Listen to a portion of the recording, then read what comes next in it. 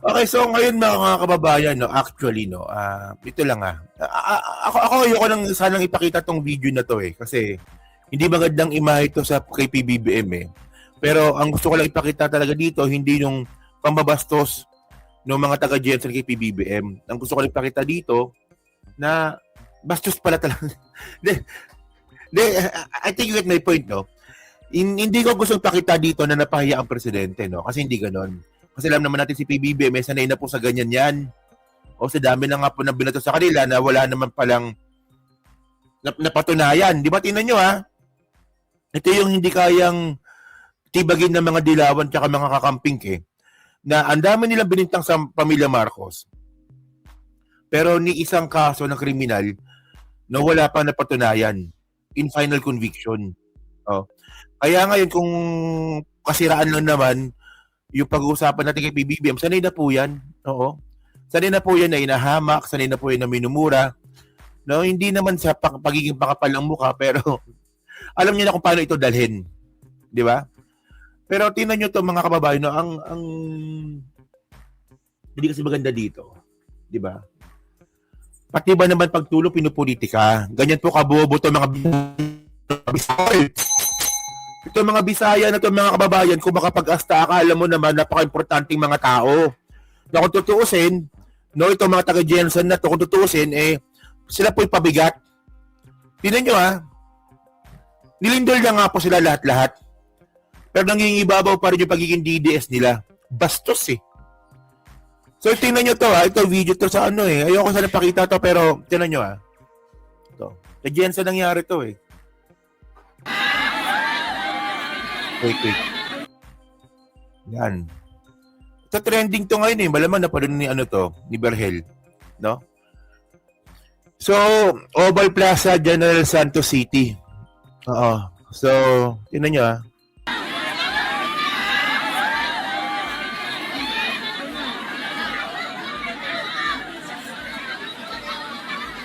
So, maliwanag doon na namimigay ng relief goods dito. Kung namimigay ng relief goods dito, malinaw naman kasi merong parang boost, di ba?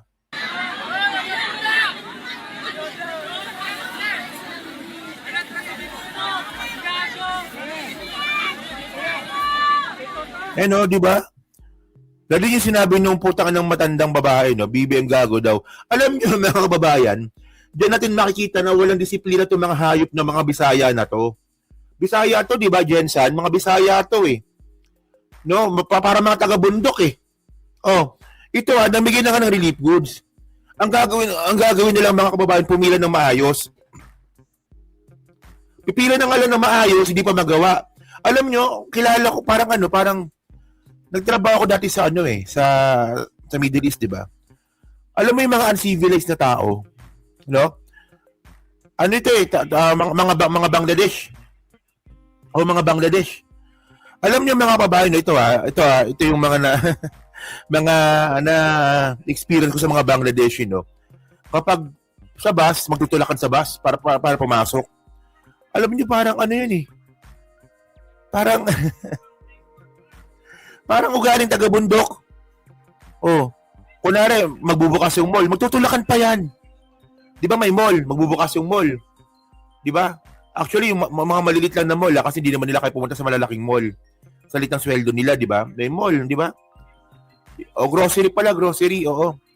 Pagbukas ng grocery, magtutulakan pa yan. So, naisip ko na lang, malamang kasi, mga civilized tong mga to. No? Pero minsan pag-trip ko, nakipagtulakan din ako. Sa laki ko kasi yung tao, mga kababayan, puta na, tinutulak nyo ako. Nakipagtulakan na rin ako, di ba? No, pero naisip ko na lang mga streeters ano siguro to mga uncivilized to mga tao na to. Kaya nila nagagawa to. Malamang ganyan yung kultura sa kanila. Kasi tingnan nyo yung yung for example, yung tren sa Bangladesh, nag-iisa lang yan, di ba? Para makapasok ka sa loob, baka ikipagtulakan ka. So kung di ka makipagtulakan, doon ka sa taas. O doon ka sa harapan ng tren. Na sobrang delikado. So, kultura. Di ba? Kultura yan. So, ngayon, paano natin mahalin tulad to dito? Ganyan din po yan, mga kababayan. Hindi naman po maubos yung relief goods na yan. Pero hindi po nila kayang pumila. Di ba kaya nga ang gulo eh. Mga walang culture. Ito mga ito taga Jensen to, di ba? Kaya kay Pacquiao to, di ba? Oo. Na dito siya natalo, di ba? Bilang congressman dati. Oo. So, kaya lilipat na Sarangani. Oo. Tignan niyo ito si PBBM lang dyan eh. Kung mamaya, lalagyan ko ng ng araw. Diyan si PBBM.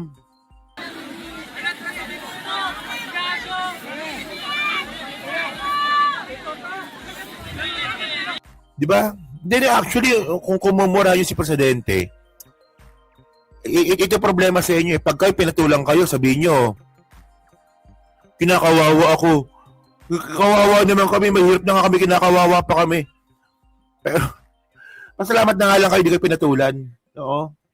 Puta, pag kayo pinatulan. Alam niyo sa India, mga kababayan, sa India, tinan nyo meron pa kasi, ito kung naikukwento ko lang, no? Meron pa kasi pangyayari sa India, no, na merong isang political party ang pumunta sa isang nayon. Oh, kada nayon pala sa India, meron silang parang chief. Oo. So ngayon, yung political party na yan, nandun yung presidente ng party sa salita, kami tumutulong sa ganyan, bla bla, binubonan yung mga tao. Ngayon, pumunta yung pinaka-chief ng ng nayon na yun, nagsalita sa harapan, na binabatikos po yung political party po na yun. Alam mo yung nangyari doon? Binugbog. On the spot, binugbog. Nakita ng mga tao, binugbog. No, buti nga sa Pilipinas, hindi po tayo ganyan, no? Na harap-harapan na binubugbog po yung mga bumabati ko sa gobyerno, no? Dapat nga, ginagawa na nga, dapat nga. Ayun na nga kababayan, na legit na pagbabati ko yung ginawa ng chief po na yon. Pero yung research yan, no? Pero yung research yan, na ano ko yan eh. Okay. So, dito nga, binumura ni Presidente harap-harapan, wala lang eh. Pero dapat binubugbog na yan kasi, una, no, sobrang unethical, no, ng mumuray mo na lang ng walang dahilan. Well, si Sara dapat lang murahin yon, di ba? Si Sara dapat lang murahin dahil sa dami niya katangahan. No, pero si PBBM, ano yung pwede yung ibatikos kay PBBM sa pamamahala niya? Sige nga.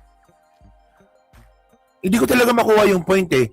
Ano yung binabatikos sila kay PBBM? Ano yung adik? Hindi naman totoo. Naghihirap sila. Bakit may yumaman ba sila ng panahon ni Digong? Alam niyo kung ba't kayo naghihirap? Naghihirap kayo kasi kasalanan niyo yon. Di ba kayo mga DDS, kayo na sinasabi niyo, naghihirap kami. Kasalanan niyo yon. Wala kasi kayo mga diskarte. Oh. Nga pala, palinan lang natin ng diretso para hindi na magsasalita. Ayun, si PBBM, oh. Yan, di ba si PBBM yan eh. Oh.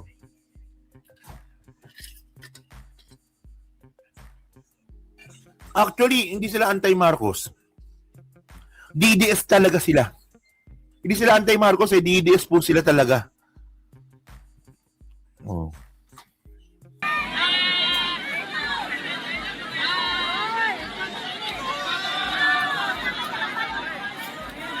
So, andun talaga si PBBM, nandun talaga. Ayan talaga siya, oh.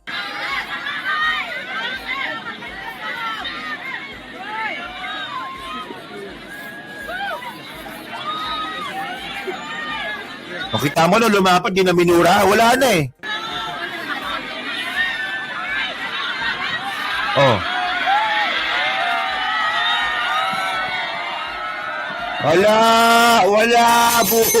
Wala. Puta, nung nilapitan kayo, wala pala eh. Oh. Alam nyo, puta, parang parang mga bata to, mga Bisaya na to. No, tinan nyo ha. Nung malayo, minumura nila. BBM gago. Ngayon, nung lumapat sa kanila, tahimik. Tapos yung medyo malayo na, nagsigawan naman, puta, ano yan? Parang high school? Naghahamon ka ng suntukan sa third floor, yung kaaway mo sa first floor? Wala pala kayo eh. Wala pa. Pasalamat na lang kayo, hindi kayo pinatulan. Kung pinatulan kayo nito, nako, sinasabi ko nga sa inyo. Punta sa ibang bansa, mga babae, pag kayo, minura nyo presidente, bugbog kayo. O, actually, di nga ang pagmumura eh. Batikusin nyo nga lang harap-harapan, bubugbugin kayo eh. Di ba? Hindi, konsensya na kasi ngayon ko lang napanood ito ng buo eh. So dito, binumura nila dito. Diyan, nung malayo si PBBM.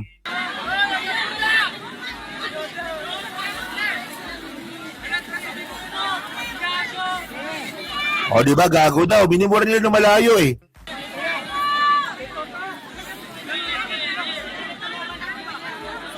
Oh.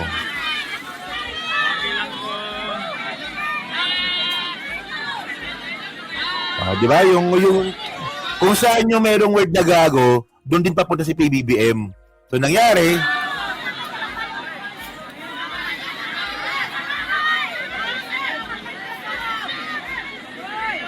tahimik sila, tahimik. Tahimik sila bigla. Nung lumapit, tahimik sila eh.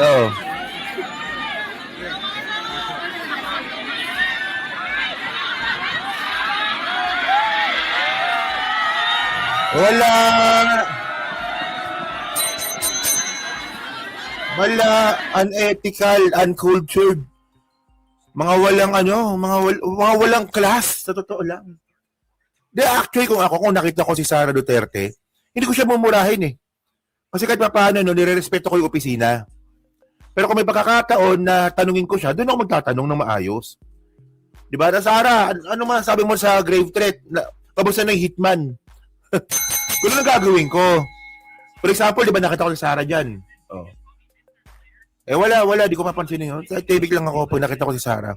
Pero kung may pagkakataon lalapit ako. Tapos doon ko siya tatanungin. Sara, kamusta na yung hitman? Di ba nag-hire ka ng hitman para patayin yung presidente? Kamusta na? Ganon dapat. Kahit pa paano man lang, no? Kasi ako, pwede akong lumapit. Kung tutuusin. Sabi ko, sir, vlogger ako. May tatanong lang ako. Pwede. Pero itong mga kababayan, no? Itong mga Bisaya na to, no? Huwag nyo naman ipakita na wala kayong mga class. Huwag nyo naman ipakita na napaka-uncultured ninyo. Mga wala kayong cultured. Ano kasi to eh, no? Tandaan naman natin, no, na tama. Ayan ang mga ayan kasi yung ugali ng mga Duterte followers eh. Naturuan sila kung paano magalit. Di ba? Mga uto-uto kasi. Di ba, tawag dito sa English, vulnerable. Ang dali kasi nilang utuin. Pag sinabi ng mga vlogger nila na naghihirap kayo, isipin nila, naghihirap talaga sila. Pero kung tutuusin, wala namang pinagbago yung mga buhay nila dati sa buhay nila ngayon. Alam niyo kung magsalita sila ngayon na naghihirap sila. Akala mo naman sobrang yaman nila ng panahon ni Digong. Bakit ng panahon ba ni Digong, mayaman ba kayo? Di ba? Nung panahon ba ni Digong, may mga sasakyan ba kayo? Nakakabili ba kayo ng mga alahas? Patay gutom rin kayo ng panahon ni Digong eh. So, by the way, mga kababayan, nadaanan ko lang yan, di naman yan yung topic natin, hindi siya kasama. So, dito tayo ngayon, no? Okay, ano ba to? Wait lang